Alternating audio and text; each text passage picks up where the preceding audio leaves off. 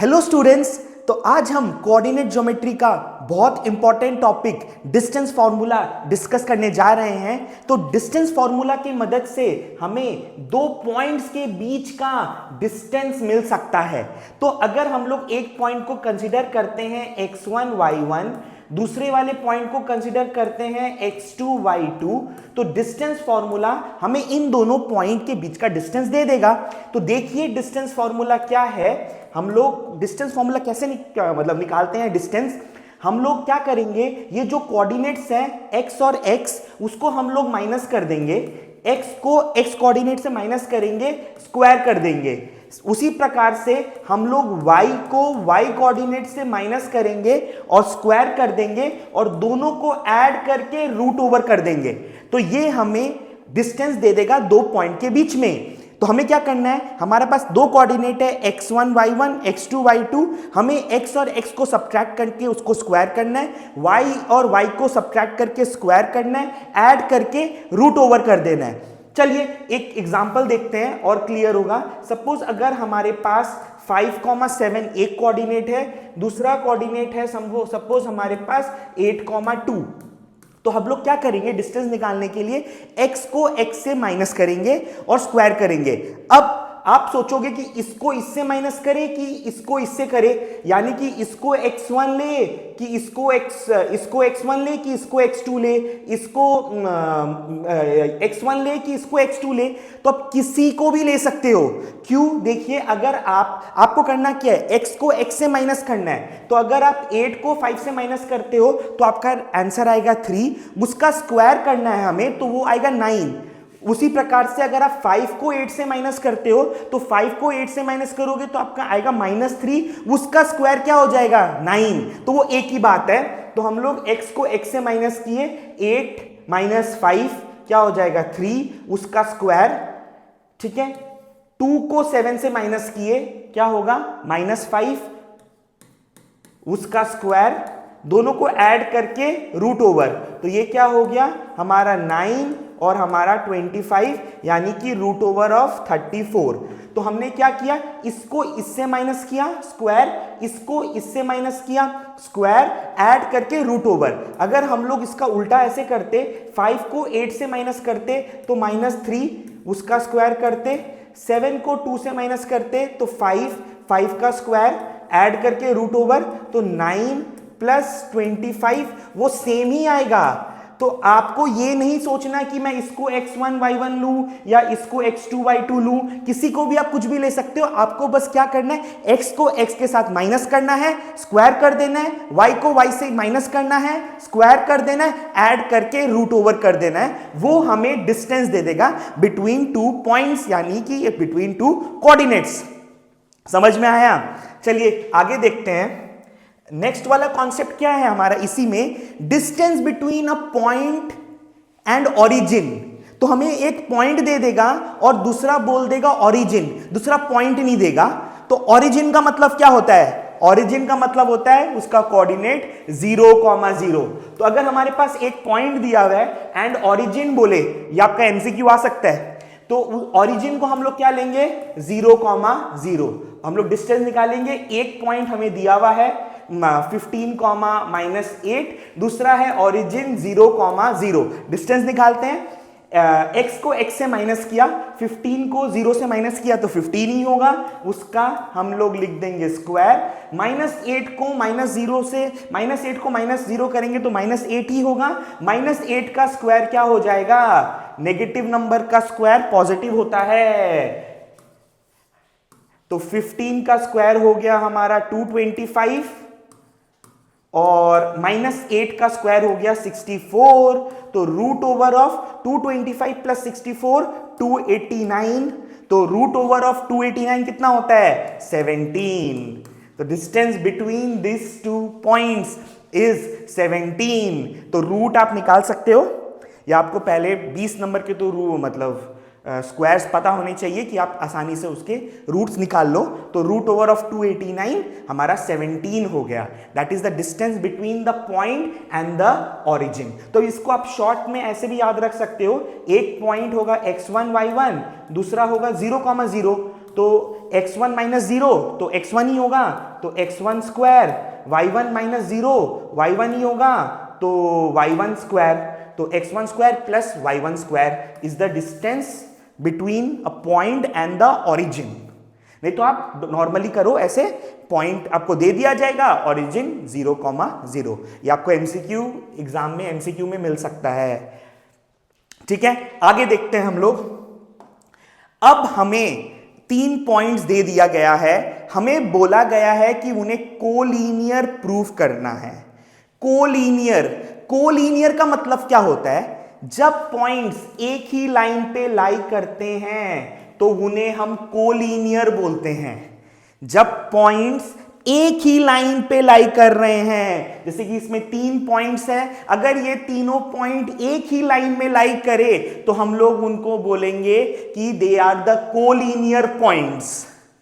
तो हम लोग कैसे प्रूव करते हैं कि ये 3 पॉइंट्स कोलीनियर है? देखिए हमारे पास हम लोग 3 पॉइंट ले लेंगे, A B C, A C B, कुछ भी हो सकता है, वो हमें पता नहीं कि बी ही बीच में है, वो गारंटी नहीं है। हमें क्या करना है, हमें इन दोनों के बीच का डिस्टेंस निकालना है, यानी कि हमें ए बी निकालना है, हमें बी सी निकालना है और हमें ए सी निकालना है। हमें 3 डिस्टेंसेस निकालना है। हमारे पास ए बी सी दिया हुआ है, हम लोग ए बी निकालेंगे डिस्टेंस, बी सी निकालेंगे और ए सी निकालेंगे। जब हम लोग ये 3 डिस्टेंसेस निकाल लिए तो सोचिए क्या कर सकते हैं, 2 को प्लस करेंगे, वो एक डिस्टेंस के बराबर आना चाहिए। जैसे कि सपोज मैं ए बी निकालता हूं, ए बी आ गया 2, बी सी आ गया सपोज 3, ए बी आ गया 2, ए बी 2, ये हो गया सब, ये ए बी आ गया हमारा 2, बी सी आ गया सपोज 3, ए बी का डिस्टेंस 2, बी सी का डिस्टेंस 3, तो ए सी अगर हमारा 5 आता है, AC अगर हमारा 5 आता है डिस्टेंस फॉर्मूला से, तो हम लोग क्या बोलेंगे, 2 + 3 = 5, यानी कि 2 वाला लेंथ और 3 वाला लेंथ आपस में मिलके 5 दे रहा है। तो अगर ये कंडीशन सेटिस्फाइड है, इसका मतलब तो वो लाइन पे लाई करता है।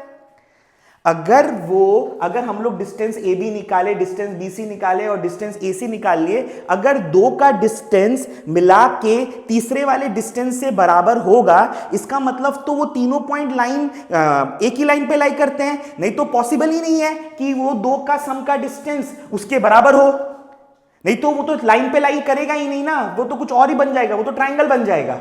अगर तुम 2 का डिस्टेंस निकाल रहे हो और वो 1 के सम के बराबर नहीं हुआ, तो वो मतलब ट्राइंगल को और फिगर, मतलब वो स्ट्रेट लाइन पे लाई करेगा ही नहीं। तो हमें बहुत आसानी से अगर चेक करना है कि कोलिनियर है, तो हम लोग क्या करेंगे, हम लोग डिस्टेंस निकालेंगे ए बी का, बी सी का, ए सी का। अगर 2 का प्लस किया तीसरे के बराबर आ गया, तो वो हम लोग बोलेंगे कि इट इज कोलिनियर। तो चलिए ये चालू करते हैं। सबसे पहले निकालते हैं ए बी।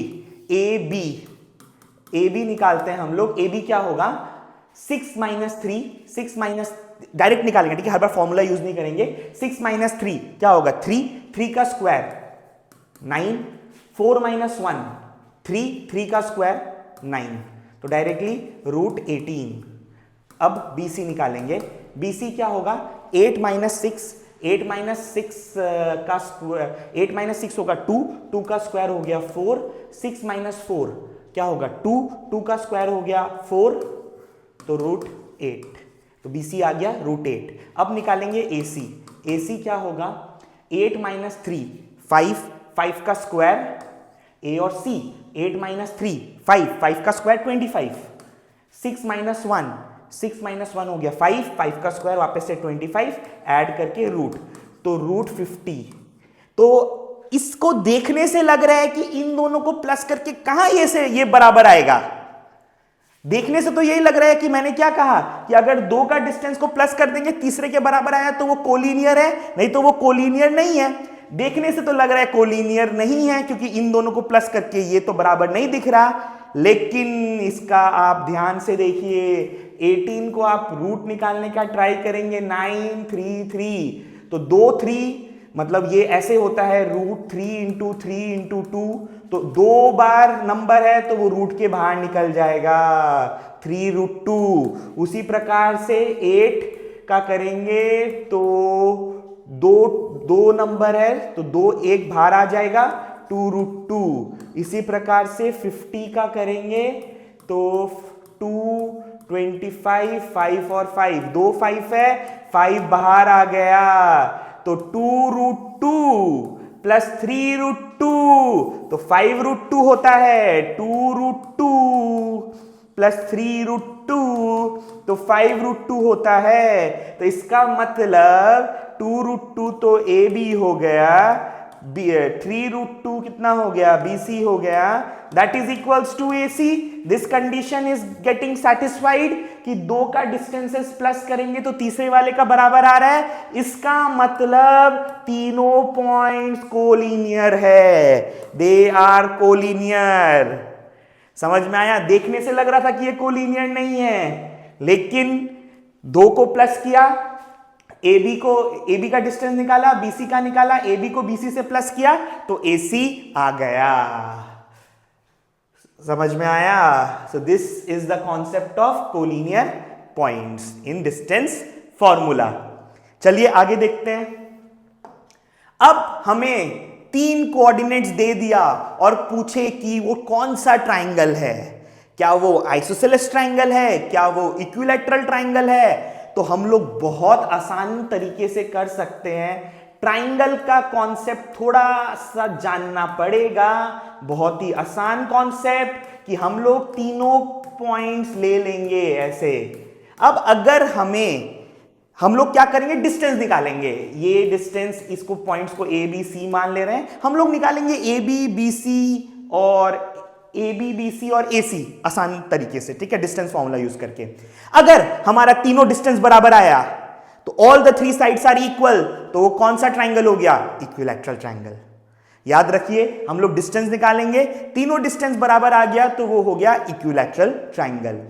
अगर दो आया बराबर, यानी कि 2 साइड्स बराबर आया, एक बराबर नहीं आया, तो वो हो गया हमारा आइसोसेलेस ट्राइंगल।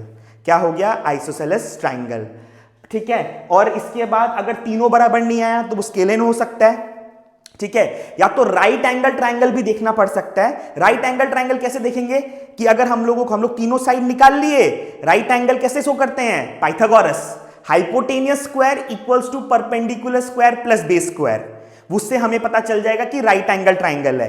तो चालू करते हैं, समझ में आएगा आपको। अब देखिए, ये ट्राइंगल ए बी सी ये 3 कोऑर्डिनेट्स बना रहा है। हम लोग सबसे पहले, आपको कुछ नहीं सोचना है कि क्या ट्राइंगल है क्या नहीं है, आप बस डिस्टेंस निकाल लो, काम उधर ही पता चल जाएगा आपको। तो हम लोग निकालेंगे ए बी, पूरा फॉर्मूला नहीं लिखेंगे, 8 को 0 से माइनस किया, 8 का स्क्वायर 64, 9 को 3 से या 3 को 9 से, एक ही बात है, मैंने कहा क्योंकि नेगेटिव का भी स्क्वायर पॉजिटिव ही होगा। तो 9 को 3 से माइनस किया, 6 का स्क्वायर 36, दोनों को ऐड करके रूट किया तो ये आ गया हमारा √100, यानी कि 10 बोल सकते हो, या फिर ऐसे भी √100 भी छोड़ सकते हो। अब निकालेंगे BC, ए बी निकाल लिया हमने, BC 14 माइनस 0 14 होगा, 14 का स्क्वायर होगा 196। उसी प्रकार से 11 माइनस 9 होगा हमारा 2 का स्क्वायर हो गया 4, तो ये हो गया रूट ओवर ऑफ 200।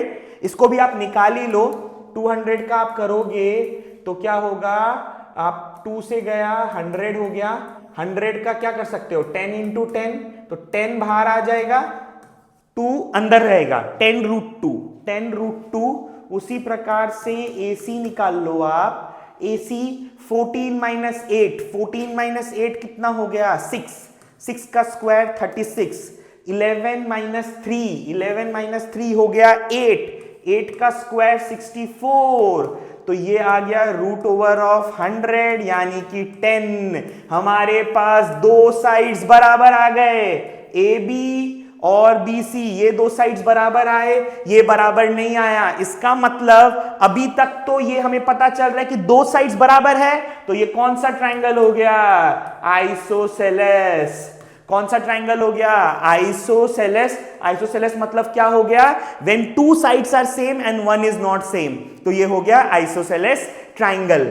लेकिन अभी मत छोड़ देना सम, बहुत अच्छा क्वेश्चन है ये। आइसोसेलेस तो हो गया, आप लोगों ने शो, क्वेश्चन में पूछेगा what kind of a triangle is this, तो आप आइसोसेलेस लिखोगे 3 नंबर में से आपको 2 मिलेगा, 1 नंबर जा सकता है आपका, क्योंकि ये खाली आइसोसेलेस नहीं है। आप देखिए ध्यान से, अगर ये या फिर इसको रूट को ले या इसको ले, एक ही बात है। अगर मैं ए बी का स्क्वायर करूं तो रूट ओवर ऑफ 100 का स्क्वायर 100, BC का स्क्वायर करूं, रूट ऑफ एनी नंबर का स्क्वायर नंबर इटसेल्फ होता है, रूट ओवर ऑफ 200 का स्क्वायर 200, और AC का करूं तो रूट ओवर ऑफ 100 का स्क्वायर 100।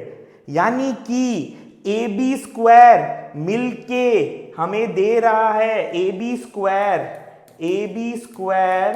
प्लस AC स्क्वायर हमें दे रहा है BC स्क्वायर, यानी कि पाइथागोरस सेटिस्फाइड हो रहा है। ये ट्रायंगल कुछ इस प्रकार से होगा जिसमें B और C होगा हाइपोटेनियस और A पे होगा 90 डिग्री। पाइथागोरस सेटिस्फाइड हुआ। देखिए पाइथागोरस क्या होता है, 90 के ऑपोजिट वाला होता है हाइपोटेनियस, और बाकी परपेंडिकुलर और बेस कुछ भी ले सकते हो आप। तो आप देखिए कि आपका जो ये स्क्वायर कर रहे हो आप, अगर आप स्क्वायर करके 2 को प्लस करके तीसरे का स्क्वायर के बराबर आ गया तो वो कंडीशन हो गया राइट एंगल ट्राइंगल चेक करने का। अगर आपको कुछ नहीं करना है, आपके पास 3 साइड दिया है, आप तीनों को स्क्वायर कर लो, अगर 2 को ऐड करके अगर तीसरे वाले के स्क्वायर के बराबर आ रहा है तो वो क्या कंडीशन सेटिस्फाइड हो गया, राइट एंगल ट्राइंगल का। यानी कि आपने प्रूव कर दिया कि उसमें से एक एंगल 90 डिग्री है। तो ये आइसोसेलेस तो होगा ही, ये आइसोसेलेस के साथ साथ राइट एंगल भी होगा। तो इसका पूरा आंसर होगा राइट एंगल प्लस आइसोसेलेस, यानी कि isosceles right angle triangle. Isosceles right angle triangle जरूरी नहीं है आपको यही दे, ये थोड़ा कॉम्प्लिकेटेड वाला वर्जन हो गया था। आपको अगर 3 साइड्स नॉर्मली 3 पॉइंट्स दे, अगर तीनों का डिस्टेंस सेम तो इक्विलैटरल, 2 सेम 1 सेम नहीं तो आइसोसेलेस, ठीक है। लेकिन कंडीशन आप राइट एंगल का भी चेक कर लीजिएगा। राइट एंगल के लिए क्या करना है, आपको तीनों को स्क्वायर कर देना है, AB BC AC और BC तीनों को स्क्वायर कर लेना है। तीनों को स्क्वायर करके अगर 2 का स्क्वायर ऐड करके तीसरे के स्क्वायर के बराबर आ गया तो हम लोग बोल सकते हैं इट इज राइट एंगल। और राइट एंगल के जो, अब सपोज कौन सा राइट एंगल है, मतलब कौन सा वाला 90 डिग्री है, ये कैसे पता चलेगा।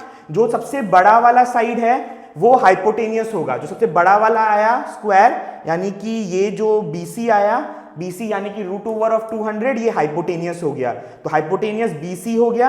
हाइपोटेनियस के उल्टा साइड उल्टा ही 90 डिग्री होता है, तो यहां पे तो BC यूज हो गया था, यानी कि ये ही एंगल A बचा। तो इससे आप शो कर सकते हो कि ये राइट एंगल ट्राइंगल है। तो ये क्वेश्चन में आइसोसेलेस राइट एंगल ट्राइंगल, क्योंकि 2 साइड सेम आया, एक इक्वल नहीं आया, और राइट एंगल वाला कंडीशन भी सेटिस्फाइड हुआ। ठीक है, चलिए और देखते हैं। अब हमें 4 पॉइंट्स दे दिया, अब शो करना है क्वाड्रिलैटरल। कौन सा क्वाड्रिलैटरल, ठीक है। तो अब इसमें हम लोग क्या करेंगे, इसको A B C D ऐसे पॉइंट ले लेंगे। तो अब हम लोग लेंगे ऐसे A B C D, ध्यान रखिएगा A B C D एक ऑर्डर में लेना चाहिए। अगर आप लिख दोगे A B C D तो रॉन्ग हो जाएगा। हमेशा एक ऑर्डर में पॉइंट्स लिया जाता है, चाहे तो क्लॉकवाइज या एंटी क्लॉकवाइज। प्लीज बच्चे बहुत मिस्टेक करते हैं, वो A B यहां पे डायरेक्टली C लिख देते हैं फिर D लिख देते हैं, पूरा खेला शेष हो जाएगा हमारा, तो वो गड़बड़ नहीं करना है। तो हमें शो करना है कि what type of a quadrilateral. तो क्वाड्रिलैटरल का कुछ नॉलेज आपको होना चाहिए, जैसे कि अगर हम लोग क्या कर रहे हैं कि ऑपोजिट साइड इक्वल शो कर दे रहे हैं, ऑपोजिट साइड्स आर इक्वल, मतलब ये डिस्टेंस ये डिस्टेंस ये डिस्टेंस ये डिस्टेंस, डिस्टेंस फॉर्मूला यूज करेंगे, ये डिस्टेंस और ये डिस्टेंस निकाले, ये डिस्टेंस और ये वाले डिस्टेंस, ये और ये दोनों सेम हो गए तो वो पैरेललोग्राम। ये वाले डिस्टेंस और ये वाले डिस्टेंस अगर सेम हो गए तो वो पैरेललोग्राम, ठीक है। अब अगर उसी में अगर डायगोनल सेम हो गया, डायगोनल्स ये यानी कि ए बी सी डी था, ए सी और बी डी अगर डायगोनल सेम हो गया, ऑपोजिट साइड सेम खाली, तो पैरेललोग्राम। अगर डायगोनल सेम हो गया साथ ही साथ, तो हम लोग क्या बोलेंगे? रेक्टेंगल। क्या बोलेंगे? It is a rectangle. ठीक है। अब अगर चारों साइड सेम हो गया, चारों साइड सेम हो गया, तो क्या? स्क्वायर। सही कहा।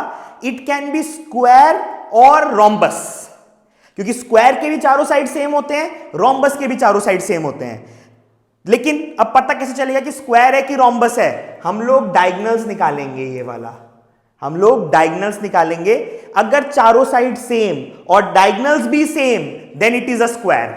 अगर चारों साइड सेम, डायगोनल सेम नहीं, तो वो रोम्बस। समझ में आया? चारों side same, diagonal same, square. चारों side same, diagonals not same, it is rhombus. Opposite side same खाली, पैरेललोग्राम। फिर ऑपोजिट साइड सेम तो, और ये डायगोनल्स भी सेम, तो रेक्टेंगल। रेक्टेंगल केस हो गया पैरेललोग्राम का ही। ठीक है। लेकिन और रेक्टेंगल में आप एक चीज और शो कर सकते हो, 90 डिग्री। जैसे राइट एंगल ट्रायंगल में रेक्टेंगल अगर हो, तो अगर आप ये 90 डिग्री वाला भी चीज शो कर सकते हो। तो बेसिक प्रॉपर्टीज ऑफ क्वाड्रिलेटरल अगर आपको पता है, आप कर सकते हो। लेकिन पहले प्रॉपर्टी के बारे में नहीं सोचना है, पहले हमें क्या करना है? हम लोग डिस्टेंस निकाल देंगे। ठीक है। पहले हम लोग डिस्टेंस निकालेंगे कि नॉर्मली हम लोग डिस्टेंस निकालेंगे कि हमारा डिस्टेंस क्या है। तो सबसे पहले हम लोग निकालेंगे ए बी।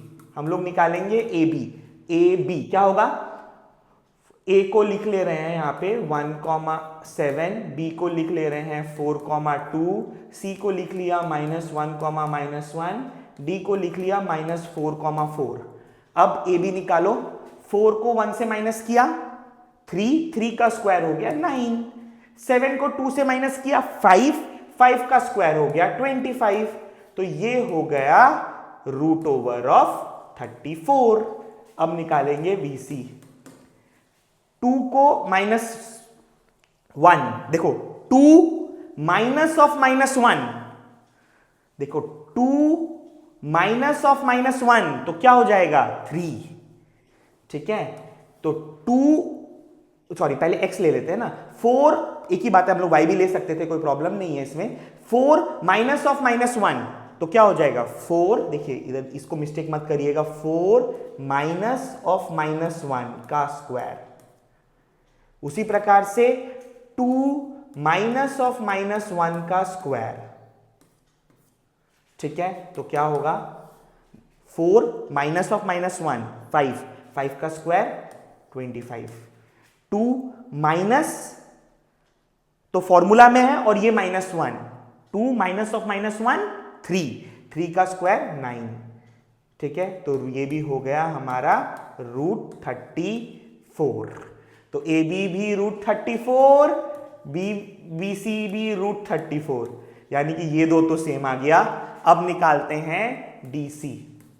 DC निकालते हैं। -4 -1, -4 माइनस ऑफ -1 क्या होगा? -4 माइनस ऑफ -1 का स्क्वायर प्लस 4 माइनस ऑफ -1 का स्क्वायर। देखिए साइन में मिस्टेक मत करिएगा। -4 माइनस ऑफ -1 क्या हो जाएगा? +1। देखो -4 माइनस तो फॉर्मूला में है -1, +1 तो -4 + 1 -3, उसका square 9। 4 minus of -1, 4 minus of minus क्या हो जाएगा? +1, 4 + 1 5 का स्क्वायर 25। तो ये भी आ रहा है √34। अब निकालेंगे DA। डायरेक्ट निकालते हैं DA। 1 माइनस ऑफ -4 करो तब भी आएगा 5 का स्क्वायर 25, -4 -1 क्या आएगा? -5 का स्क्वायर 25।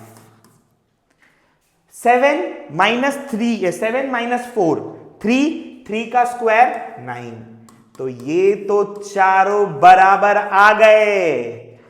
चारों बराबर होने से स्टूडेंट लोग यहां पे गड़बड़ करते हैं, वो डायरेक्टली स्क्वायर लिख देते हैं। चारों बराबर का मतलब स्क्वायर जरूरी नहीं है। चारों बराबर आ गया ए बी बी सी, ठीक है, और क्या सी डी और डी ए, चारों बराबर आने से इट कैन बी स्क्वायर और रोम्बस, ये रोम्बस भी हो सकता है। तो अब हमें क्या निकालना है? डायगोनल्स। क्या निकालना पड़ेगा? डायगोनल्स।